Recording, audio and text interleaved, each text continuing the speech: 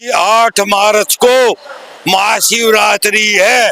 महाशिवरात्रि को हम हरिद्वार में जाके गंगा जी में डूबकर हम भारत सरकार से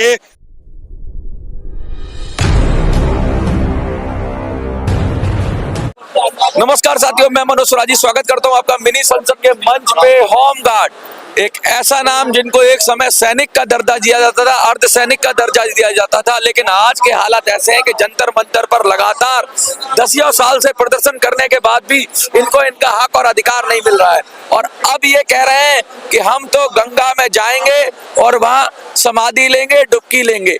क्यों ऐसा कहने पे उतारू हो गए या मजबूर हो गए, हम इस बात पे बात करेंगे। हमारे साथ सुरेश जी हैं, बहुत सारी लोग हैं, महिलाएं पुरुष सब लोग हैं, और होमगार्ड है, देश के सैनिक कहे जाते थे एक समय, लेकिन आज कहते हैं कि दर दर की ठोकर खाने पे मजबूर है। सुरेश जी, क्या आज का ज्ञापन में क्या है और क्या कह रहे हो? मेरा नाम Suresh Kumar Kaushik, all India home guard welfare association Delhi Pradesh का अध्यक्ष। हम 22 सालों से यहाँ जंतर मंतर पर धरना प्रदर्शन करते आ रहे हैं और भारत सरकार, दिल्ली सरकार को ज्ञापन देते आ रहे हैं। लेकिन अब कहने तो सरकार ने ऐसा किया कि बहुत बुरा हाल कर दिया, क्योंकि जब हम मांग करने लग रहे हैं 22 सालों से भाई हमें बहाल किया जाए, लेकिन होमगार्ड विभाग ने, दिल्ली सरकार ने भर्ती निकाल दी। इस समय जो 24 जनवरी से शुरू हो चुकी है, क्योंकि जितने भी हमने ज्ञापन दिए हैं उन ज्ञापनों को सरकार ने नजरअंदाज किया है। इस विषय पे हम दुखी होकर, परेशान होकर, मजबूर होकर हमने ये कदम उठाया है कि 8 मार्च को महाशिवरात्रि है। महाशिवरात्रि को हम हरिद्वार में जाके गंगा जी में डूबकर हम भारत सरकार से और भारत सरकार से हम उसकी परमिशन मांग रहे हैं इस ज्ञापन द्वारा, कि जो ये हाई कोर्ट के ऑर्डर हो लिए, CIC के ऑर्डर हो लिए, जन शिकायत आयोग के ऑर्डर हो लिए, और ये भारत सरकार के जो CND ग्रुप वगैरह के हैं, और जो 1983 में गृह मंत्रालय ने एक प्रस्ताव पास किया था, उस प्रस्ताव में सवै सेविक का शब्द लगाया गया था, वह सवै सेविक का शब्द हटा दिया गया था, लेकिन वो गुप्त रखा, क्योंकि वो अभी सामने आया है कि इन्हीं बातों को लेकर हम ज्यादा से ज्यादा हम 8 मार्च को हरिद्वार में हम जल समाधि लेंगे। हम पहले हम भारत सरकार से इस मामले में जो ज्ञापन दे रहे हैं, हम परमिशन ले रहे हैं, या तो हमारे बहाल किया जाए या हमारा इस भर्ती में कहीं ना कहीं हमारा कॉलम डाल के हमारी वापसी का समाधान किया जाए। समाधान नहीं होता है तो हमारे पास 22 सालों के बाद एक रास्ता बचा हुआ है कि हम माँ गंगा मैया में जाकर समाधि ले ले। तिल तिल के मरने से अच्छा है कि एक बार ही मर जाए, क्या ऐसा इसलिए ले रहे हैं फैसला? क्या करें जी, अब ये बताओ, 22 सालों से लगातार हम धरना प्रदर्शन करते हैं। सरकार से एक ही मांग करी थी कि हमें रोजगार दे दो। सरकार कोई सुनती नहीं है, ना केंद्र सरकार सुनती है ना दिल्ली सरकार। अब हमारी तो एक इच्छा यही हुआ, अब हमारा टाइम जो रह गया है, क्यों ना हम ऐसा काम करके जाएं, सरकार की आगे खुले। हम इसी मांग को 8 मार्च को हम जल समाधि लेंगे सभी। हम बहुत दुखी हो चुके हैं इस सेंट्रल गवर्नमेंट से, अपने महकमे से, भ्रष्टाचारी महकमे से इन्होंने दोबारा भर्तियां निकाल दी हैं। इतने परेशान हैं, आप देख रहे हैं हमारे को। उनके साथ भी शोषण कर लेंगे, जो नए भर्ती होंगे उनकी भी जिंदगी खराब कर देंगे। मैं यही तो बताना चाहता हूं, उन लोगों को भी ये बात पता लगे, क्योंकि उनके साथ भी भ्रष्टाचार आने वाले समय उनके साथ हमसे भी बुरा होना है। हम तो जो भुगत लिए उनके साथ बुरा होना है। अभी भी सब इकट्ठे हो जाए, इकट्ठा। जो भर्ती निकाली गई है वह इस हिसाब की निकाली गई है 45 वर्ष से नीचे और 12वीं पास होना चाहिए। ये बताओ, ये होमगार्ड में कौन सी स्टेट में है, कौन सी में नहीं है? अब जो ये भारत दिल्ली सरकार ने जो निकाला है वो इसलिए निकाला गया है, जो पुराने हैं इनकी गलतन उठा दो, और जो क्राइटेरिया ऐसा कर दो कि अपने आप ही डिस्क्वालीफाई हो जाए। हाँ जी, बिल्कुल ऐसे कर। क्या लग रहा है कुछ अब उम्मीद, क्योंकि उम्र में भी पूरी होती जा रही है। 100 की नहीं सर, आप 100 की मत बताओ। हाँ, नहीं, उम्र पूरी होती जा रही है और अब 2-4 जैसे 60 साल तक नौकरी की बात होती है, 60 के करीब पहुंचने वाले हैं सारे लोग। तो फिर क्या होगा? ये तो फिर खत्म ही हो जाएगा ऐसे तो। अब हमारे सर कह तो रहे हैं, जो माननीय कौशिक जी कह रहे हैं कि अब हमारे पास कोई चारा ही नहीं बचा। हम 22 सालों से जब लड़ रहे हैं कोर्ट से, तो हमारा तो वही है कि अब मार्च में जो हम हरिद्वार जाके और गंगा जी में अपने अरे गंगा जी में डूबने से अच्छा है कि विष पी लो। भगवान शिव ने, नीलकंठ उन्होंने विष पी लिया था, पी लो विष, क्या करोगे? हाँ, वे विष का जब टाइम आएगा तो विष भी पिया जाएगा, लेकिन समय फिलहाल गंगा जी की आवाज है कि आप आओ। और जो सरकार है जो बार बार माननीय गंगा मैया अपने भीष्म पितामह जैसे अपनी गंगा मैया कहते हैं अपनी गोद में समाने के लिए क्या बुला रही है, या आप खुद जा रहे हो? देखो जी, ये तो गंगा मैया बुला रही है, हम भी जाएंगे, क्योंकि हमारी तो इच्छा यही बन गई है अब। क्योंकि क्यों ना हम यहाँ से डेली आने से, आप देख रहे हैं हर महीने आते हैं यहाँ आने से अच्छा है कि हम गंगा जी में जाके समाधि ले लें। मोदी जी कहते थे ना मैं आया हूँ ना मुझे बुलाया गया है, मुझे तो माँ गंगा ने बुलाया है। तो मोदी जी से सीख के आज भी ये कह रहे हैं ना तो मैं आया हूँ ना मुझे बुलाया गया, मुझे तो माँ गंगा ने बुलाया है। इस तरह का कुछ सेंटेंस ये कह रहे हैं।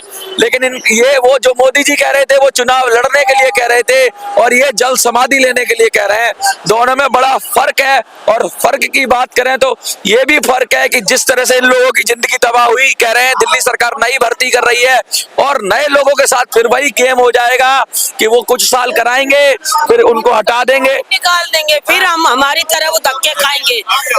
हमने 6 दिसंबर को यहाँ से ज्ञापन दिया गया था, और ज्ञापन में माननीय प्रधानमंत्री कार्यालय से 12 दिसंबर को 2 बारी फोन आए, भाई हम ऐसा कार्य करेंगे कि आने वाले समय में जो समस्या है इसका सामना निकलना पड़ेगा। ये सरकार क्या कह रहे हो? आप कुछ कह रहे थे? मेरे जवान, दिल्ली के 8 जवान इतने डिप्रेशन में है कि 8 जवान अभी तक शहीद हो चुके हैं, और कुछ लोग ऐसे बचे हैं। कभी समय से जब आप एक्ट में बदलाव करते हैं तो 47, 48, 49 में आप बदलाव कर रहे हैं, लेकिन एक्ट 8 में बदलाव करके 9 से लेकर 12 कर देते हैं। तो 8 में बना के जवानों की भला के लिए आप उनकी जिंदगी की रोटी क्यों नहीं दे सकते? क्यों नहीं दे सकते रोटी? क्या दिक्कत है? देखो जी, हम तो 22 साल से, हमारे तो अब घुटने भी घिस लिए। 22 साल से लगातार हमारी एक ही डिमांड है कि जब हम उस समय पे रोजगार के लिए होमगार्ड में भर्ती हुए थे तब हमारे को काबिल समझा गया था, और अब हम इतने नकारा कैसे हो गए?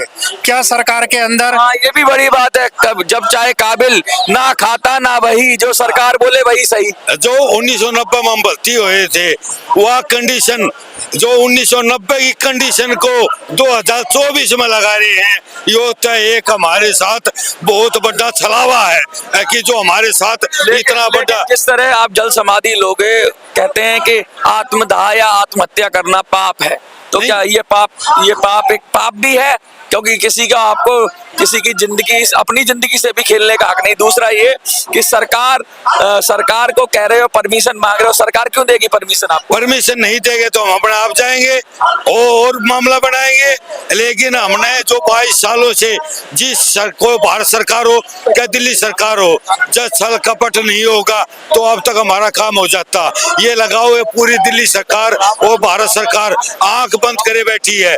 जो बापू के 3 बंदर होते हैं, ये दिल्ली सरकार और होमगार्ड विभाग और गृह मंत्रालय, ये तीनों का ऐसा हो रहा है कि ये तीनों के तीनों हमारे बारे में नहीं सोच रहे कि जिनने 20 साल नौकरी की है।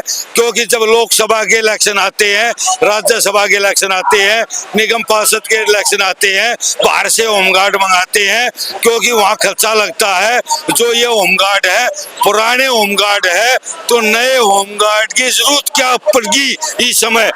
जब जब होए धर्म की हानि, बड़े असुर अधम अभिमानी, तब तब धर प्रभु विविध शरीरा, हरे निरंतर सज्जन पीरा। लेकिन वो मसीहा कब आएगा?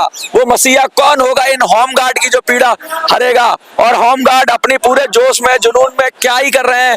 अब तो इन्होंने कह दिया कि अब तो इनका सब्र का बांध टूट गया है, और जब सब्र का बांध टूट जाता है तो सीधा सीधा इन्होंने कह दिया है कि अब हम जल समाधि ले लेंगे, हम गंगा में समाधि ले लेंगे। समाधि ले लोगे? क्यों जी, अब घर में भी इज्जत नहीं रही ना। हाँ। तो क्यों और क्या, घर में भी इज्जत नहीं रही। कहाँ रही इज्जत घर में। पूछे पहले ऐसे होती थी, अब नीचे नीचे हो गई, पूछे नीचे हो गई। बिल्कुल हो गई जी। देखिए, कह रहे हैं कि एक समय मूछें ऐसी सम्मान से ऊपर होती थी, आज मूछें भी नीचे हो गई हैं, घर में कोई इज्जत नहीं रही है। तो ऐसी जिंदगी से जीना भी क्या है? तो सरकार से परमिशन मांगेंगे, सरकार तो परमिशन देगी नहीं, फिर से बवाल क्रिएट होगा। लेकिन बात तो सही है कि होमगार्ड को न्याय मिलना चाहिए। 22 सालों से लगातार ये लोग धरना प्रदर्शन कर रहे हैं, जंतर मंतर पे आते हैं, हर सेशन में आते हैं, गुहार लगाते हैं, लेकिन सरकार है कि सुनती नहीं, सरकार है कि जागती नहीं, सरकार को कोई परवाह नहीं है। नई भर्तियां शुरू कर दी गई हैं और नई भर्तियों के अंदर भी अब क्या है, ये राम राज्य है। किलकिला राम राज्य आएगा भारत में, ये राम राज्य है। और 22 सालों से हमें एक रोजगार नहीं दे सकते, राम राज्य है। राम राज्य वो होता है जो किसी भी प्रकार की किसी भी इंसान के नाते किसी को कठिनाई ना हो, वो राम राज्य होता है। जब 22 सालों से और यहाँ होमगार्ड में नहीं केरा कितने के महकमे होंगे जिनके साथ शोषण हो रहा है, ये राम राज्य है। नू कहते हैं सबका साथ सबका विकास, कहाँ है विकास? है 22 सालों तक हमने हो लिए है, विकास कहाँ है? विकास तो है को ना, विकास को ढूंढा जा रहा है। विकास कहाँ है, कहाँ खो गया है? विकास कहाँ मिलेगा? विकास कहाँ गया? विकास कहाँ से आएगा? विकास विकास विकास विकास क्या ये विकास है? ये विकास है, वो विकास है, हम विकास है, आप विकास है। विकास है कि मिलता नहीं, और मिलेगा तो क्या जमीनों में विकास होगा? क्या सड़कों के विकास को विकास कहेंगे? क्या बिल्डिंगें बनाने के विकास को विकास कहेंगे? जब तक एक आम व्यक्ति की जिंदगी अच्छी नहीं होती, तब तक लगता है मुझे विकास कोई विकास नहीं है। देखते रहिए मिनी संसद।